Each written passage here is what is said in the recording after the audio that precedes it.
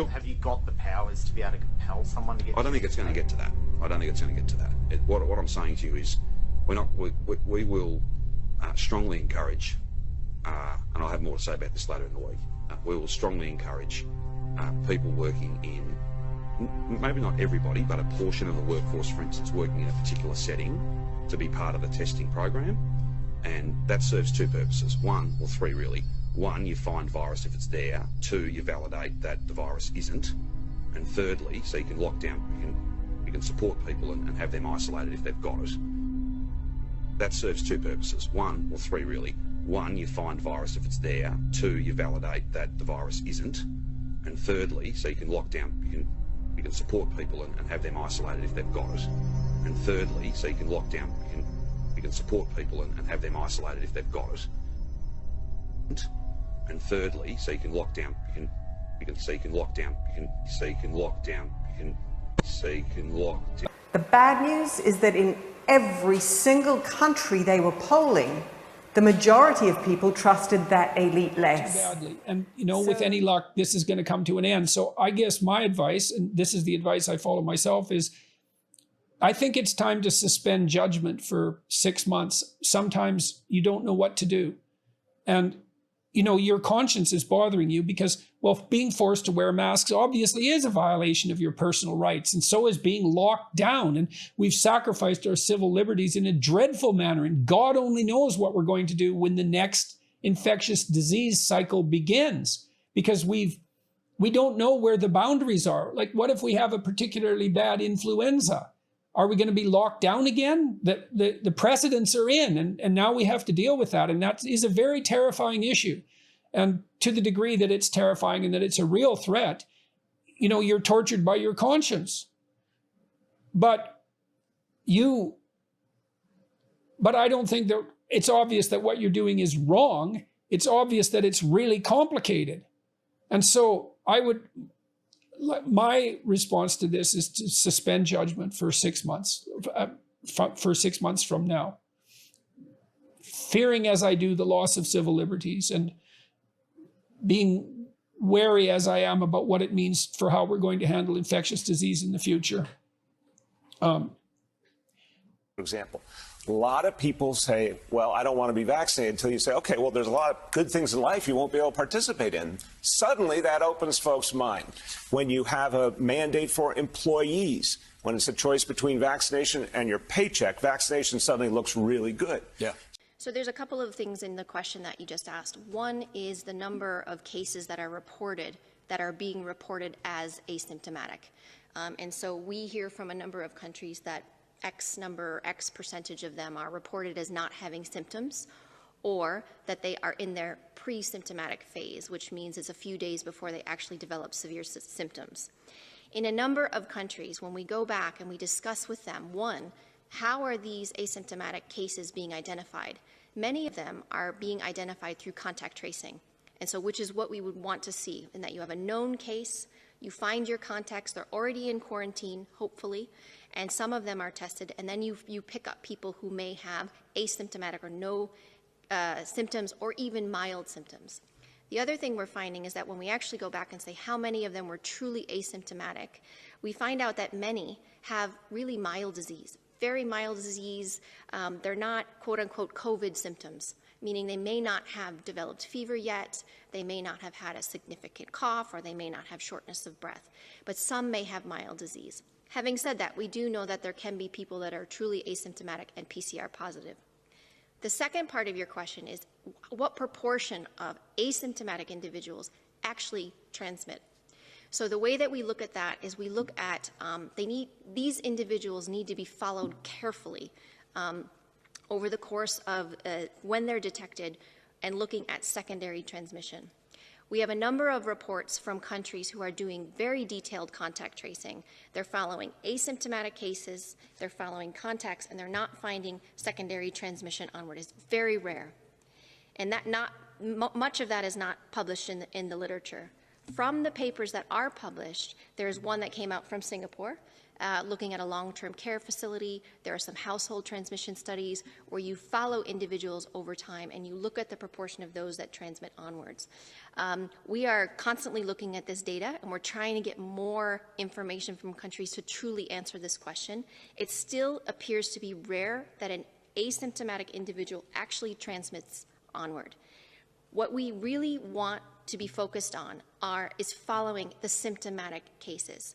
If we followed all of the symptomatic cases, because we know that this is a respiratory pathogen, it passes from an individual through infectious droplets. If we actually followed all of the symptomatic cases, isolated those cases, followed the contacts and quarantined those contacts, we would drastically reduce. I would love to be able to give a proportion of how much transmission we would actually stop, but it would be a drastic reduction in transmission. If we could focus on that, I think we would do very, very well in terms of suppressing transmission. But from the data we have, it still seems to be rare that an asymptomatic person actually transmits onward to a secondary individual. Retired General Rick Hillier is once again answering the call of duty. 12 years after he stepped down as Canada's top soldier, he's leading Ontario's mission to distribute COVID-19 vaccines to every corner of Canada's most populous province, a job requiring, according to the Premier, military precision. Hillier built a reputation for loyalty from his troops and for plainly speaking his mind. And Rick Hillier joins us now from Toronto tonight. We're 5 days in since the vaccination started in Ontario. What lessons have you learned so far from the rollout? Well, Ian, we've learned a lot. Number one, and overwhelming to all of us, is how inspirational this is. And we shouldn't minimize that we're learning this. It's inspirational to those who are involved vaccinating others. They feel that they're part of, lighting the match to light the light at the end of a long, dark tunnel. It's inspirational to those who are receiving the vaccine, who sense a chance to free themselves from this terrible nightmare that we've been in. And we're learning how emotional it is for all of us involved and engaged. I watched the first vaccinations from a distance, and oh my goodness, I'm just a hard, crusty old guy. I was emotional on that day. But we also learned some pragmatic things too. We learned the logistics tail of this is enormous, and we have to get it right before somebody puts a needle in somebody's arm with the vaccine. We learned the communications part of this is crucial. How we reach out to the individuals, get them to book their time for a vaccination shot, how we record the fact that they were there, had that shot, and how we pre-reserve a spot for them 21 days later, and all those things beside. But we learned how important this is going to be for our country. I think the emotional thing, I don't think any of us were quite prepared for how impactful that would be, how important that would be. But we certainly learned it over this last few days. It is the world's largest pharmaceutical company. And that's why this news last fall sounded like a huge victory for the government and a huge loss for Pfizer. The largest healthcare fraud settlement in the history of the Department of Justice. The government was building a case against Pfizer for fraudulently marketing a drug that had raked in hundreds of millions of dollars in profits, a painkiller called Bextra. Pfizer aggressively marketed it for uses and in doses not approved by the FDA. Instead of prescribing, say, ibuprofen at pennies a pill, they prescribed Bextra at nearly $3 a pill for all kinds of unapproved uses. Sales were very good. It brought Pfizer nearly $1 billion in profits, and it cost us all because Medicare, Medicaid, and our private insurance picked up much of the tab. Mike Laux, then a federal prosecutor in Boston, launched an investigation. If the company is able to push the product for the unapproved indication, then it makes a mockery, if you will, of the FDA approval process. Even though prosecutors said the illegal conduct was tolerated and encouraged by sales managers across the country, Pfizer escaped the ultimate punishment. Just as giant banks on Wall Street were considered too big to fail, Pfizer was considered too big to nail. Seems like it's going to be a very ambitious speech from the throne. There's been sort of lots of leaks that have been happening over the last week and a half or so about the government pivoting in a brand new direction, talking about spending a very substantive amount of money. And based on what we've heard thus far, it strikes me as a little bit difficult to believe that a Conservative Party of Canada led by Erin O'Toole would be supportive of a throne speech of that nature. But then again, we haven't seen the text yet. I'm sure there's going to be any number of good ideas in there. It's not something you just disagree with on principle. But I think if we're being honest with ourselves, I think the most likely foundation of support, if you're the Liberal Party in the government, comes from the NDP. And there's a history of them working together before. And frankly, I don't think the NDP is ready for an election. What is IFIM? The International Finance Facility for Immunisation, or IFIM, is built upon partnerships. IFIM is at the cutting edge of socially responsible investing for global health. IFIM receives long-term legally binding pledges from donor countries. It turns these pledges into bonds with the World Bank acting as treasurer. The money raised via these bonds provides immediate funding for Gavi's work in helping immunise the world's poorest children. Since 2006, IFIM has disbursed around $2.6 billion, more than 20% of Gavi's total funding. The results? IFIM has enabled Gavi to generate not only more money for health, but also more health for the money. It's accelerated the delivery of vaccines by making the money from long-term pledges available immediately. Through this front-loading effect, IFIM helped Gavi to immunise more children sooner and has made vaccines more widely available. By creating a larger market and by stimulating greater competition from manufacturers, the cost of vaccines has been driven down. This has made more vaccines available for the same money. So far, with IFIM's help, Gavi has been able to facilitate the immunisation of 700 million children in 73 countries.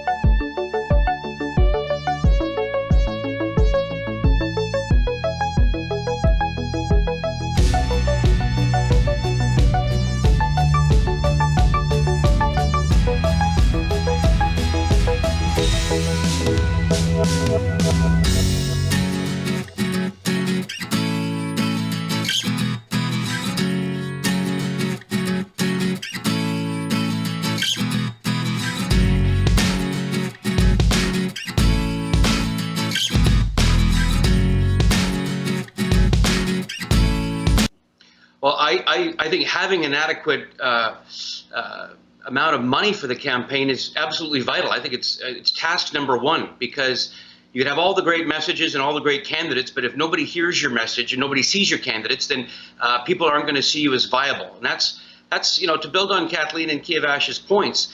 Viability coming out of this convention is key. That is, the NDP can win in all corners of the country, and therefore you're not squandering your vote. If you like what the NDP has done in this minority parliament, that is, get the reliefs that Kathleen listed, the CERB, the level of supports that Canadians needed. Let's remember, if the Liberals had a majority in this during this pandemic, there would be no CERB, and many of the supports that millions of Canadians are relying on would not have happened. What Jagmeet Singh needs to do this weekend is pivot from that, translate that record over the last 13 months alone to say, here's what we could do if we had the keys to 24 Sussex and had reins on government. And that, I think, a lot of Canadians, particularly at this time, we've got a lot of uncertainty. They're going to need to know which party is on their side. And Jagmeet Singh and the NDP have shown in the last 13 months where they stand, because if it was just up to the Liberals, a lot of Canadians would have suffered a lot more during this pandemic. The 2011 Jack Layton coalition in Quebec is no easy feat here, and there's no question. And it took Mr. Layton many elections in order to stitch that through. But I believe that the conditions for Quebecers to return in very large numbers to the NDP are very there. The conditions are all still there. All the reasons why Quebecers in the millions voted for the NDP in 2011 are still there today. Folks have turned to the bloc in the last two elections. Nothing's changed. People have given Justin Trudeau an opportunity, and I think that Jagmeet Singh can make the case that he has failed on that front. Mr. O'Toole, I don't believe, is going to make any inroads in the province of Quebec. What Quebecers, I think, need is to say, listen, you gave Mr. Trudeau a chance in 2015 and to a lesser extent 2019. Now, the things that he promised, the things that he committed to bringing, has he brought those about?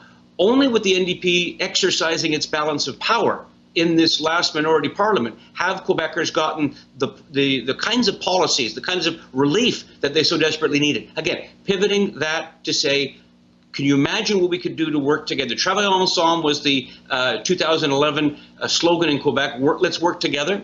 I submit that the exact same conditions exist today, even more so with the pandemic than they did 10 years ago. Now.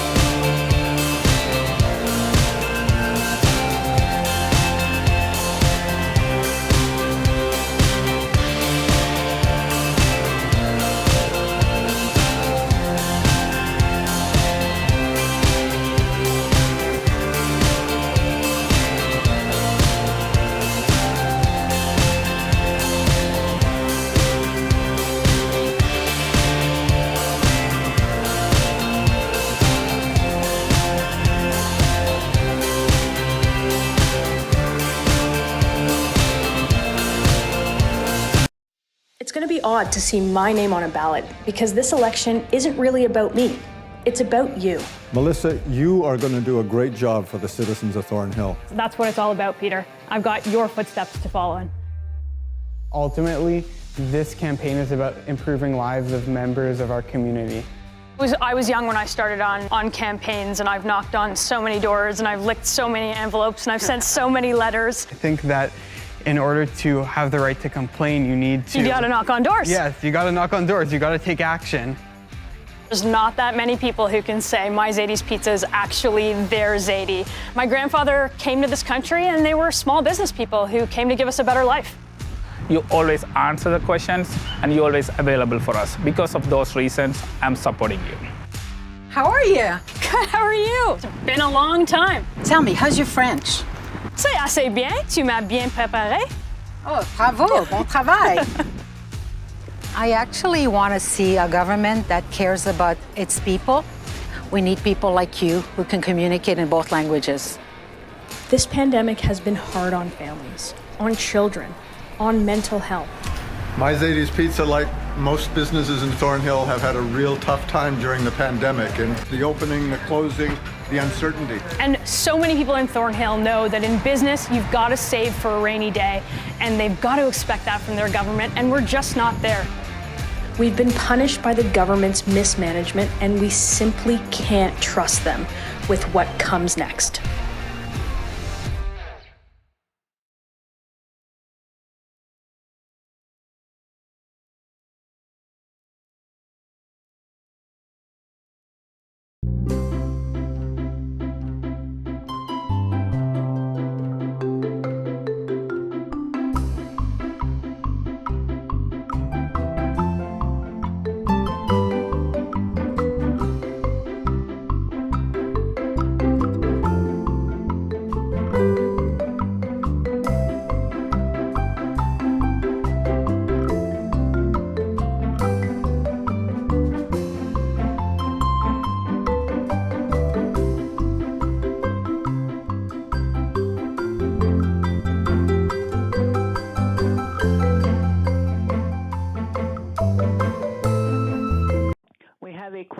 From Yasmin Hassan from CBC News.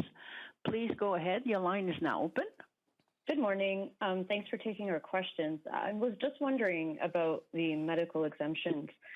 Would all of the medical exemptions currently provided to members of your caucus comply with the Ontario Ministry of Health and NACI guidelines on who should be eligible for these exemptions from vaccine requirements? I'd like to take this opportunity to remind every Canadian that vaccines are safe and effective. I am fully vaccinated. I encourage every Canadian who has not yet gotten a vaccine for COVID-19 to do so.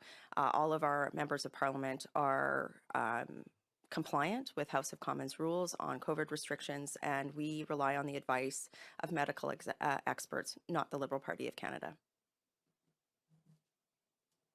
Follow up? Response. Of course, vaccines have become a very important issue to discuss. Where do you and where does the PPC stand on vaccinations? Yeah, first, I must say that for me personally, I decided not to have the vaccine. I'm 58 years old. I'm pretty in shape. I like to run. That's my sport.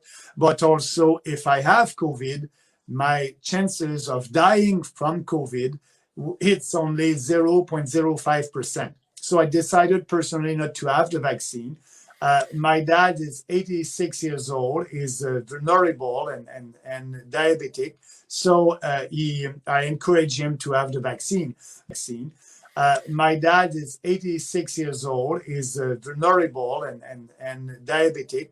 So I encourage him to have the vaccine.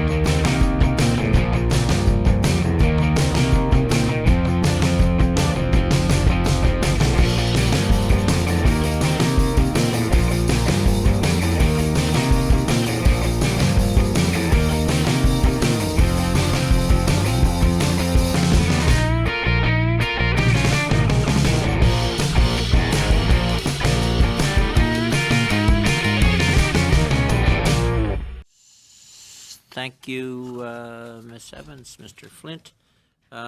Subdivision K, Quarantine Act. Ms. Evans.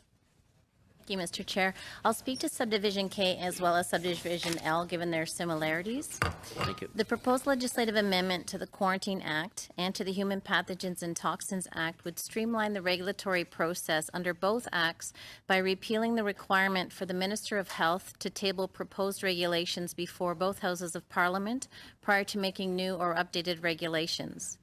This will allow the Minister to proceed through the standard Governing Council process, including pre-publication and public consultation in the Canada Gazette. New or updated regulations under both of these acts would continue to comply with the Cabinet Directive on Regulations. These proposed amendments would put the Public Health Agency of Canada on level footing with other Canadian regulators, and we will be more responsive to stakeholder needs for nimble, agile regulations which are kept up to date by facilitating the removal of outdated, or ineffective regulations which may not be adequately protecting the public health and safety or may hinder innovation and economic growth. So our ability to have up-to-date regulations will be a benefit for the Canadian public, for the travel and transportation sectors, as well as for the biotech and medical research sectors.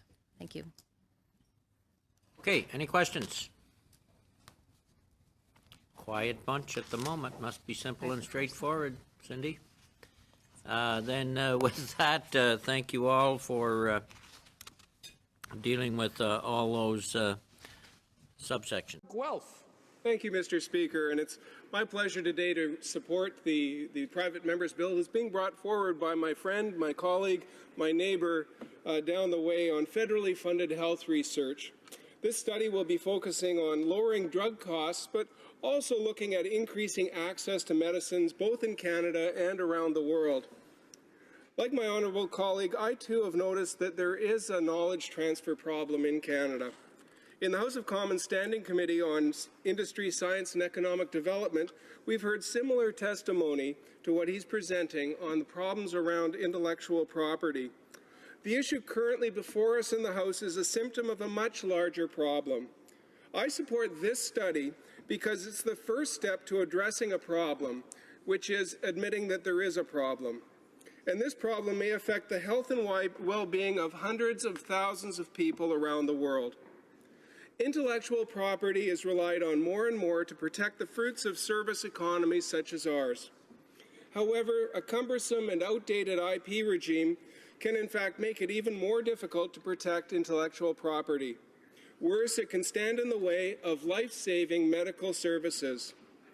Mr. Speaker, perhaps the most worrying example of this problem is in regards to the recent Ebola epidemic in Africa. As the member from Kitchener Centre has mentioned in his speech, Canada played a large role in developing a vaccine.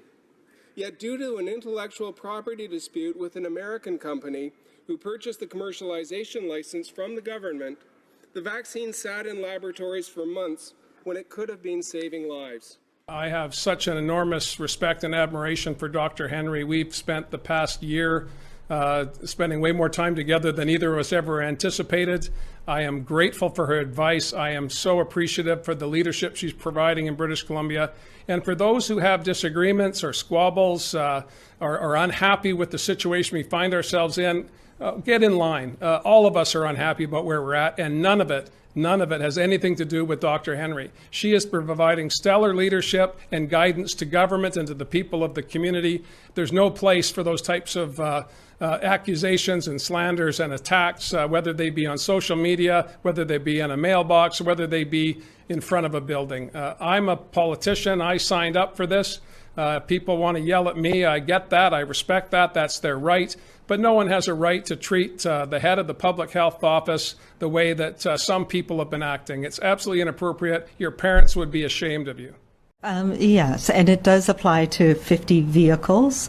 And this was, this is this phase where we are gradually moving into opening things up, and we need to be very cognizant about having small numbers of people. And that means, yes, we have a less risky environment when people are in cars. So yes, you can have more than one person in a car, but that becomes a very challenging situation when you have large numbers of vehicles, and to be able to monitor and ensure that you don't have those multiple numbers of connections becomes much more challenging. So for this phase, it does apply to 50 vehicles. It applies to places like drive-ins. There was a number of events we know that were being planned. Some of them were going to be quite large. And this is what we need to do right now. This is not forever, but it is for this phase. We need to be consistent, and we've been using the 50 as our number, and as I've said before, there's no real science behind it, but it is a rational approach that we want to be consistent across all of our venues when we're talking about gatherings. And there's no real science behind it. There's no real science behind it. There's no real science behind it. There's no real science behind it. But it is. All right, I've got a number of listeners wondering if alternative information is getting through to you, like the PCR test. Are you aware of the problems of the PCR test? Yes, I read the New York Times report in September, I believe it was, which concluded, I think they thought that 90% of the PCR tests which they assessed with scientific experts were below the threshold of being infective. So infectious, pardon me. So yeah, I have read about that. And so I've raised this with the chief medical officer, and we're following the standard protocols in terms of PCR. I've raised that. Ultimately, it's up to our medical experts to determine what the protocols are for testing. Okay, but as I understand it, even Dr. Fauci has said that if you go above 33 amplification cycles, you're going to risk having dead viral particles picked up as well as live viruses. And as I understand it, Alberta's set at 35. So it seems like the sensitivity of the test is going to be engineering the same problem that was written about in the New York Times. And that may be the case. The reality is that I'm going to follow scientific expert advice when it comes to things like this. I'm not qualified to determine the optimal protocol for our testing regime. I do think it is good that Alberta has led the country on testing. We have consistently had highest per capita levels of testing. I know that some people claim, well, that leads to false positives and feeds into so-called COVID hysteria. The reality is that testing is one of the most important tools we can have to identify problematic cases and to limit the spread. Why doesn't AHS or Dr. Dina Hinshaw have a treatment protocol for frontline doctors? If the goal is to keep people at home and care for them at home, I've read it. It basically says drink fluids, sleep, take Tylenol if you can tolerate it, and let's hope you don't have to go to hospital. There are other treatment protocols elsewhere to deal with the issue of respiratory restriction and also deal with the issue of blood clotting, and yet it doesn't seem like there has really been any direction to doctors. Why not? Of course, doctors get direction, and their college shares best practices with them. I'm not quite sure what you're asking me to provide in terms of additional information. I think our physicians know how to take care of their own health. How well our vaccines protect against these new variants of concern. The good news is that all 3 vaccines we currently have available are effective at stopping the variant that's most common in Alberta, the B.1.1.7. Evidence is less clear right now about the other 2. Vaccines seem to have a somewhat lower effectiveness against infection with B.1.351 variant, although they still may provide protection against severe outcomes. For P1, evidence is mixed, and it isn't clear whether there will be a vaccine effectiveness impact. Our knowledge and understanding is rapidly evolving, and we'll know a lot more in the time to come. That's one reason we're keeping measures in place right now, even for people who have gotten a vaccine. So if variant cases are more infectious and maybe even deadlier, what are we doing to slow the spread?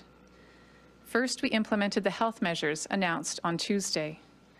These variants spread by being in close range of someone who is infectious, particularly indoors, just like all other COVID-19 strains, which means that the fewer in-person interactions we have, the less chance they have to spread.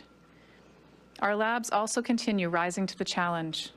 Despite rising cases, we continue to screen every positive COVID test for variants of concern. Early on, Alberta Health Services formed a dedicated contact tracing team to address variant cases, putting its most experienced and knowledgeable contact tracers to work limiting spread. These steps are a big part of why we were able to slow the growth of variants over the last few months. However, we have now reached the point where variants of concern are the dominant strains of new COVID-19 cases in our province. By far the most common is the UK variant, or B.1.1.7, which makes up 99% of all of our variant cases confirmed to date. We have now reached the point that if you test positive, you should assume that you have the UK variant. We have now reached the point that if you test positive, you should assume that you have the UK variant. We have now reached the point that if you test positive, you should assume that you have the UK variant.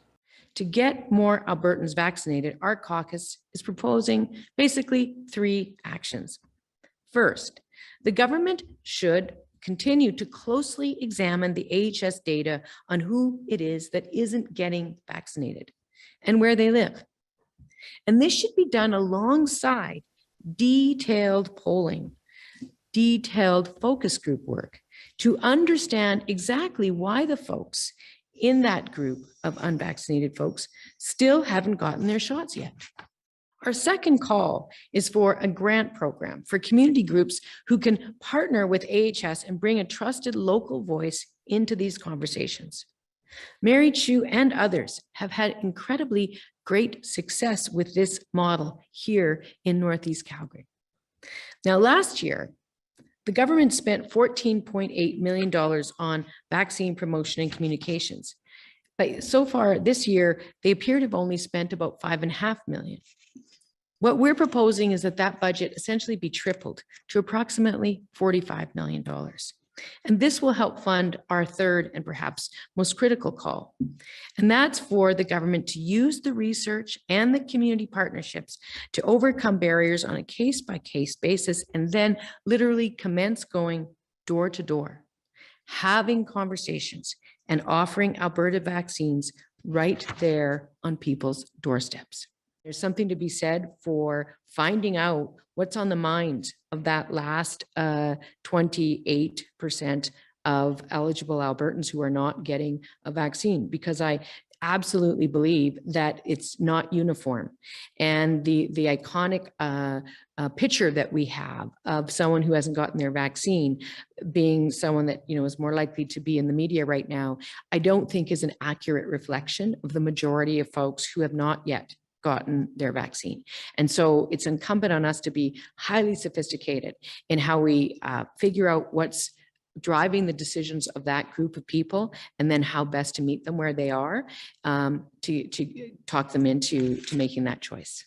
The fact is, and I'm not going to sugarcoat it, this work will be difficult, it will be inefficient, and it will cost money. But the price of not doing this work, both in money as well as in human suffering, is far higher. The government of Saskatchewan has been very patient.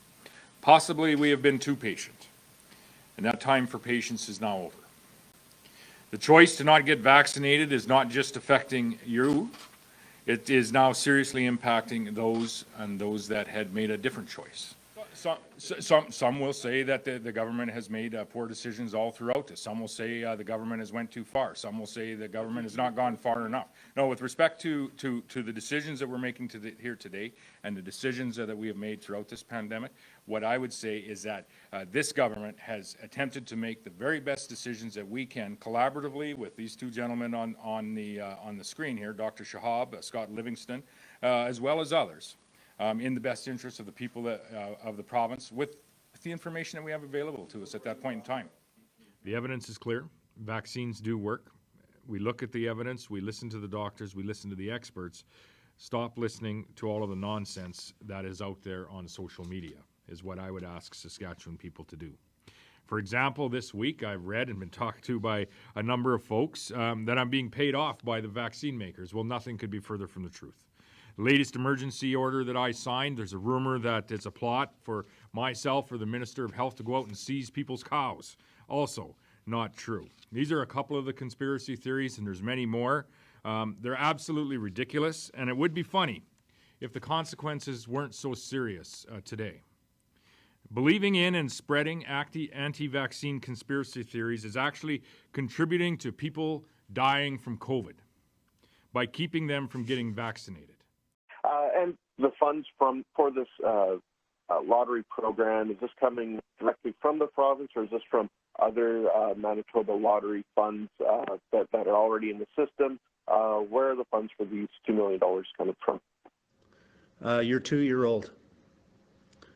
We're borrowing money to try to get out of this pandemic. We just announced the largest deficit in Manitoba history here a few weeks ago. From News Talk 1010. Please go ahead. Thank you very much. I think this question is probably for Minister Elliott, actually. I know you've taken questions before about how we include positive COVID-19 cases and deaths, but with regards to the one that we unfortunately just read about, the young girl, the word from Toronto Public Health is that she died of health complications unrelated to COVID-19, but did test positive. So I'm just curious if you want to reiterate why that is being categorized. If it's unrelated to the COVID-19 positive, why it's being listed anyway? Well, first of all, any death as a result of COVID or where COVID is situated is a tragedy, as it certainly was in this case. Like to extend my condolences to the family of this young person. It's a terrible thing to lose a child, but in some cases, I'm not saying specifically with respect to this case, but in some cases there are situations where there are other pre-existing conditions that may actually be the cause of the loss rather than COVID. COVID is there, but may not have been the cause of death. But I think you can help me with something that the Associate Medical Officer of Health said on Thursday. I was asking her then why teachers would not be tested proactively to try and quell any outbreaks. And her answer, and I'm quoting, it says, if you're testing a population that doesn't have very much COVID, you'll get false positives almost half the time. The person actually doesn't have COVID, they have something else, they may have nothing, so it will just complicate the picture. This is quite surprising to me that she's saying you get false positives almost half the time in low-risk communities. Can you clarify that? I have reached out to the ministry, and they sent me an answer that, quite frankly, I don't understand. Well, I can get a direct answer, but I'll never sit here and question, integrity or of either doctor that we have on the health team. They're both phenomenal. They're both doing a great job, and I'll make sure I get back to you on that. But I guess what I'm guessing. What the doctor was saying is, let's focus on high priority areas, being long-term care or people with seniors that are more acceptable to receiving or getting this COVID-19. The kids are a little more resilient. And that's kind of what I heard her say, but I'd never question her judgment. So I'll ask, and I'll be able to get back to you on that. Before I hand things over to Dr. Moore, I want to respond to some extremely concerning reports that some doctors are spreading misinformation about vaccines. At a time when it's never been more important for Ontarians to have confidence in the safety and effectiveness of vaccines, this is unacceptable. I will be sending a letter to the College of Physicians and Surgeons of Ontario urging them to do everything that is possible to put an end to this behavior. They should consider all options in doing so, including reviewing the licenses of physicians found to be spreading misinformation. This behavior takes away from the unceasing efforts of the vast majority of physicians who are working to protect us all. I don't know why I bring all these papers. I never look at them. Oh, when you're giving numbers, I do. I go, oh. I just say whatever they write down for me. Before we get started, folks, I want to give a shout out to Max Coquiella, Sarah Vino, and their kids Alice and Jonathan for designing these beautiful masks. You know, and I remember my MPP, Rudy Cazzetto, gave me this mask a little while ago, and what great work they're doing. They've partnered up with Canadian Hard of Hearing Association along with Bob Murray from McRae Imaging, and these masks truly make a difference for the folks hard of hearing community. And they made this at the kitchen table, you know, and you know, not only are they philanthropists, and these are pretty staggering numbers. They donated $500,000 to the Canadian Hard of Hearing Association. Then they committed to $25 million. I'm sorry, 25, that's a lot of change. $25 million. Their first donation was $5 million yesterday. And I just got to give a shout out to all the philanthropists out there. You make a difference. That work. On Wednesday, I made a mistake suggesting a mandatory vaccine policy during a global pandemic should take a back seat to charter rights. I regret the comment. I was wrong. And in that letter, we asked that the Speaker move forward with mandatory vaccinations for all MPPs, all 124 MPPs who were elected to serve at Queen's Park. We have all in this province gone through so much difficulty and so much sacrifice and suffering over the last about 18 months with this pandemic.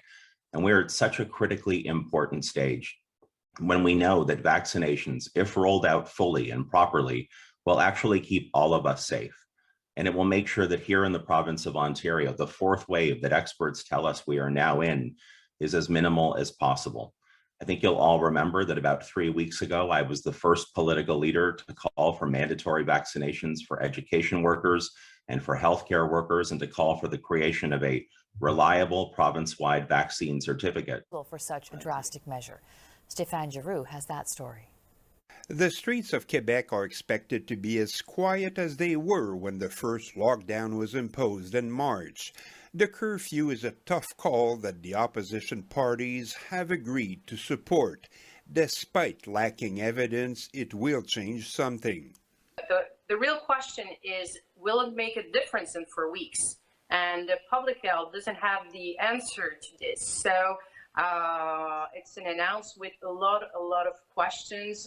No hard data currently exists in places like France where curfews were first imposed.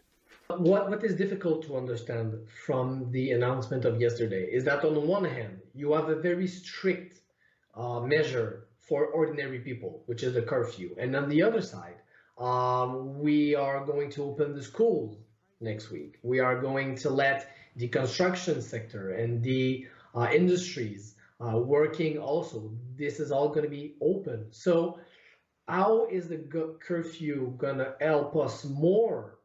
Opposition leaders say they were consulted, but had little input in the final decision. So long it's a recommendation from public health, I think we need to collaborate to continue our efforts. I would have liked more explanations. I thought it was a bit short. And the fallout from the border blockade has cost the member of the Nova Scotia legislature for Cumberland County her place in the Progressive Conservative caucus. She has been fired, and some of the people who protested at the border have now been charged. CTV's Sarah Plowman has more. As Nova Scotia's border reopened and trucks and travelers flow in, the Progressive Conservative caucus has booted its border area MLA out. Well, that's not fair because we elected her in. She's done a lot for Amherst. People got to this point because we're fed up with the border. I can't see my family. I haven't seen my mother for months. Get on this side quickly! For more than 24 hours, protesters blocked the Trans-Canada, first at Thompson Station, then moving to the provincial border, stopping supplies and medical appointments.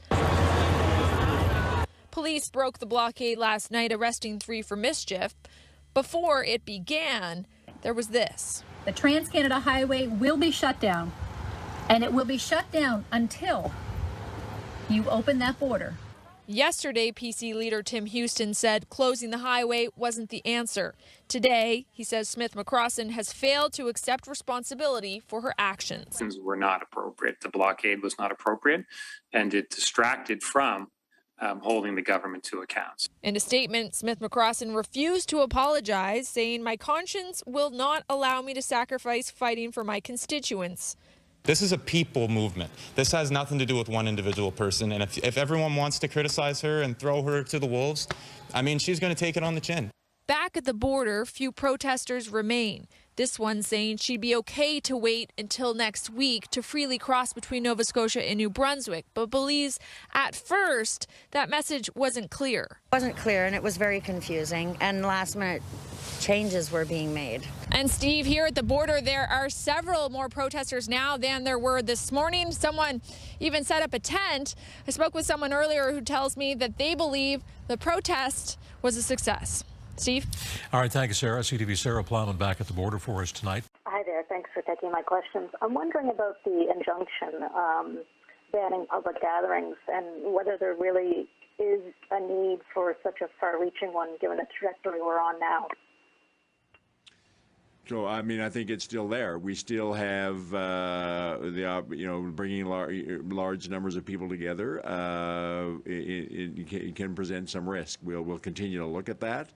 But I think the other purpose of the injunction is to prevent groups that are spreading deliberately spreading false information that can actually create risk.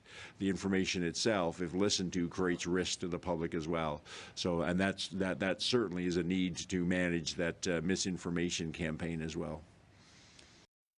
And with us now from Fredericton, the Premier of New Brunswick, the Honourable Blaine Higgs. Premier, good evening. Dr. Russell described this today as a grave threat, and yet you're relying only on vaccination, proof of vaccination, and some border measures to deal with it. Why are you not going further? Why are you not reimposing masking and imposing other restrictions? Well, Steve, obviously we do work with public health and the next steps, and we've always ramped it up as necessary. The main theme is here we have, a solution available to people to be vaccinated. 87% have the first dose. If we had that double dose, we wouldn't be in this situation. We're trying to recognize those that have gone forward, got vaccinated, and are making their, doing their part, and saying, let's try to hold on to the freedom we have. But you're right, a week from now, we may have to go deeper. But why at this point do you believe the outbreak can even be contained without those masking and gathering limit restrictions? Well, we certainly have identified, as we have in the past, contact tracing is a big part of what we were able to achieve during the entire pandemic, and we're still doing that to the same level of same degree. Now, we recognize the variant's different, and we've identified the sources, and we've also identified the age categories. 50 and up, we're at about 90% vaccinated. Right.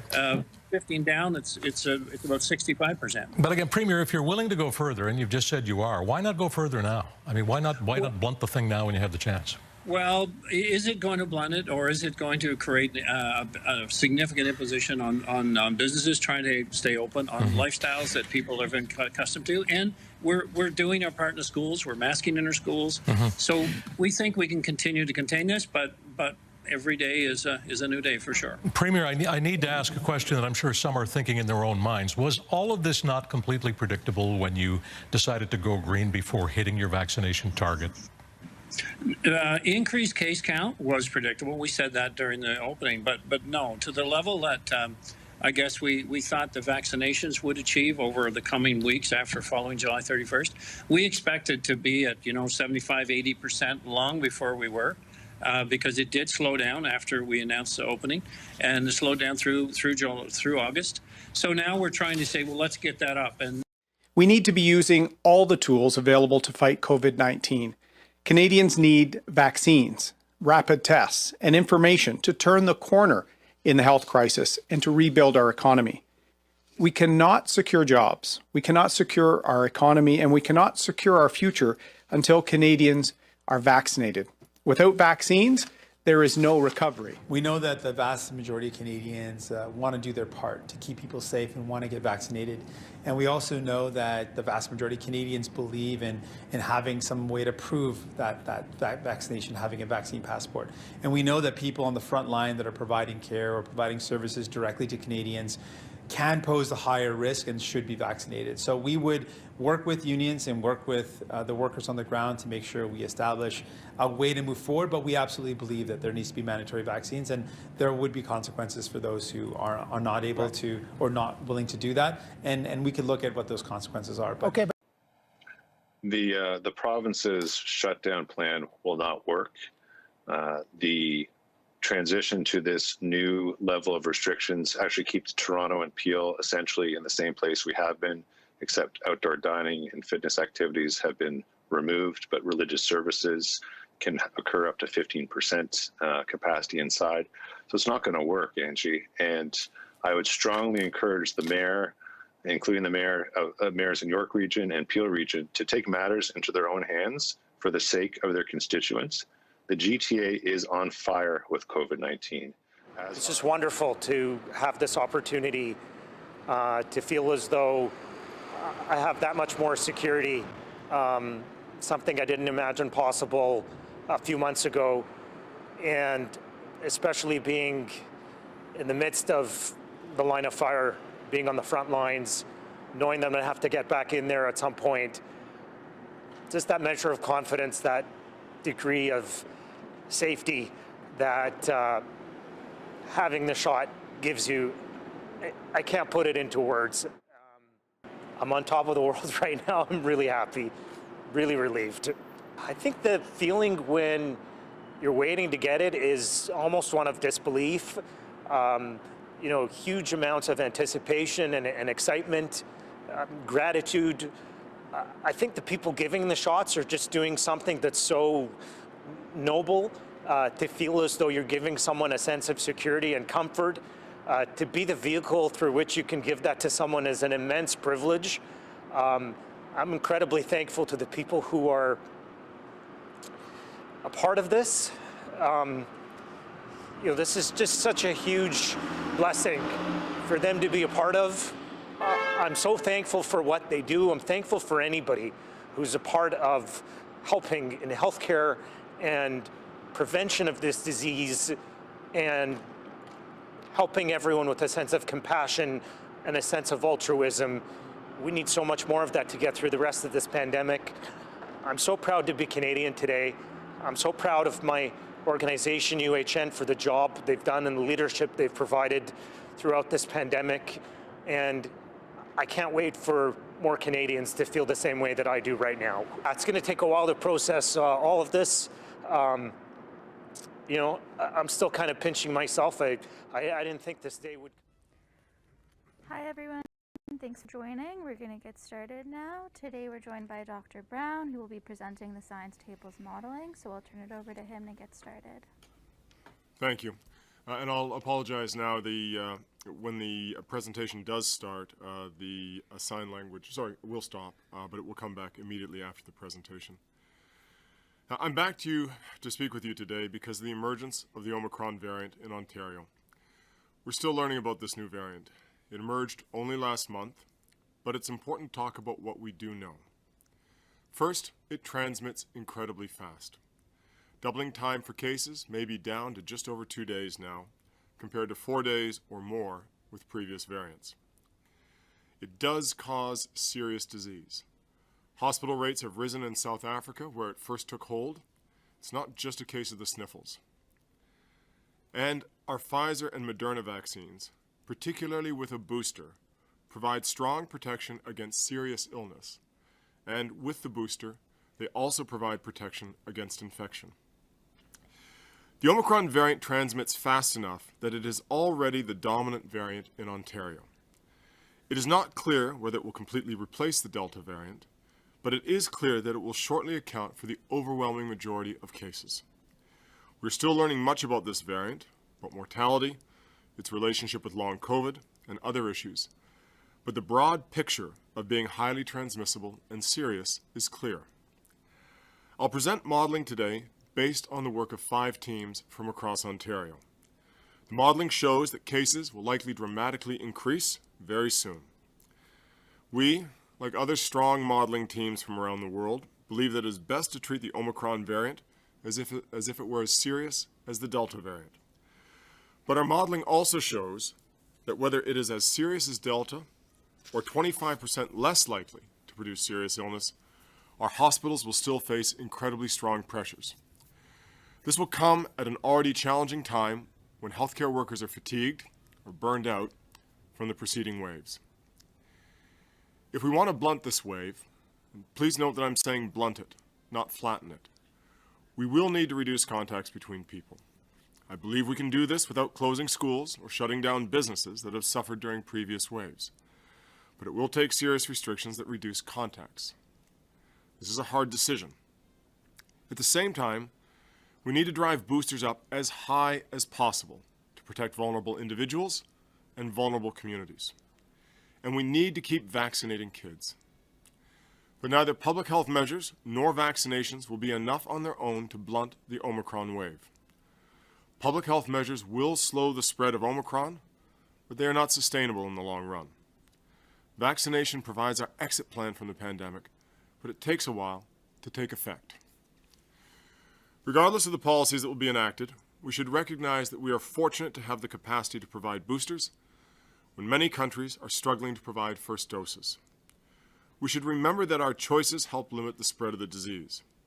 Wearing a high-quality mask properly, physical distancing when indoors, improving ventilation wherever possible, increasing access to rapid testing, they all help, and they help make sure that we can keep schools open and keep sectors hard hit by the pandemic working. This will likely be the hardest wave of the pandemic. But if we can control it and drive vaccination as hard as we can make it to the exit. And there is an exit plan from the pandemic. We just need to push as hard as we can and control its immediate impact as much as we can tolerate.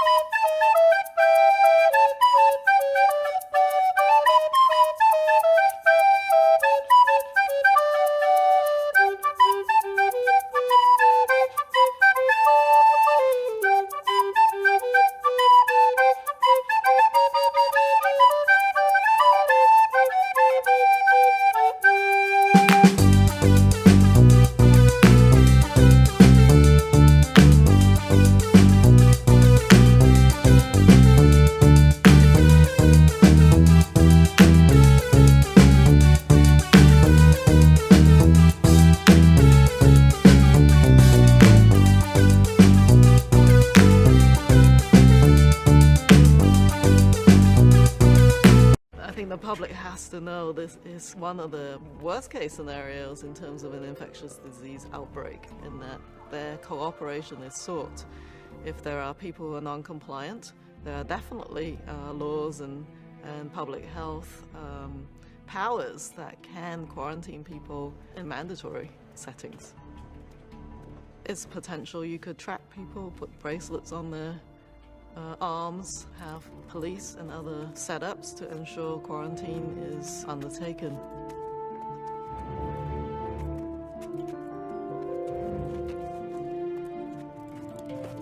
It is better to be preemptive and precautionary and take the heat of people thinking you might be overreactionary, get ahead of the curve, and then think about whether you've overreacted later. But it's such a serious situation that I think decisive early action is the key.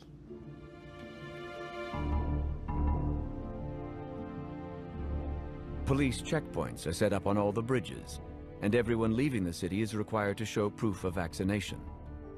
Those who refuse to cooperate are taken away to temporary detention centers.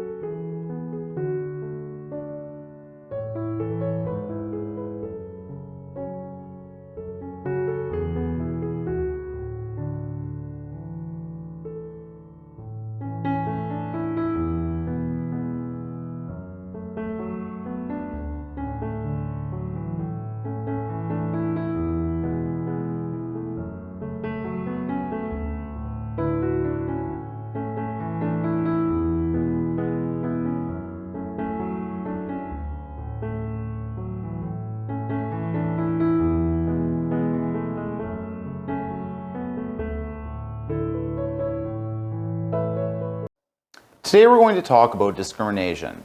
Do I believe that unvaccinated people deserve to be discriminated against? Absolutely. And let me tell you why. We are in a pandemic.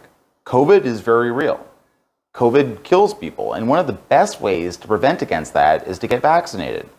And at this point, if you haven't caught on to that, then you're most likely an idiot and you deserve every bad thing that happens to you. That's all I have to say. Talk to you next time. Priorities. The fucking priority is the fucking mission. I don't give a fuck about people's emergency. There's shit on the fucking bus. Do you understand?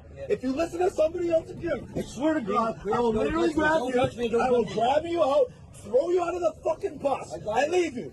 Anybody else has any fucking problems, get the fuck out right now. Do you understand? I will not put up with this. You are fucking late, and then you pull over. You think I give a fuck? This is my fucking bus for a fucking mission, not for you guys to have a fucking party. Do you understand me? Yes. Do you fucking understand me? Yes. I swear to fucking Christ, I will kick you all out when we get to Windsor. You can take your shit and you can all go fuck yourselves. Years, without a shadow of a doubt, is the economy. I constantly remind Canadians there isn't really a Canadian economy anymore. It is a global economy. Genuinely living in a post-truth world where despite a mountain of growing evidence that debunks a particular narrative, the populace continue to go along with it because the lie has become so enormous, so global, and so self-reinforcing through media, politicians, education, and the herd-like behavior of the masses that it becomes almost impossible to shift popular opinion. Problem, reaction, solution. Problem, reaction, solution. Problem, reaction, solution. Problem, reaction, solution.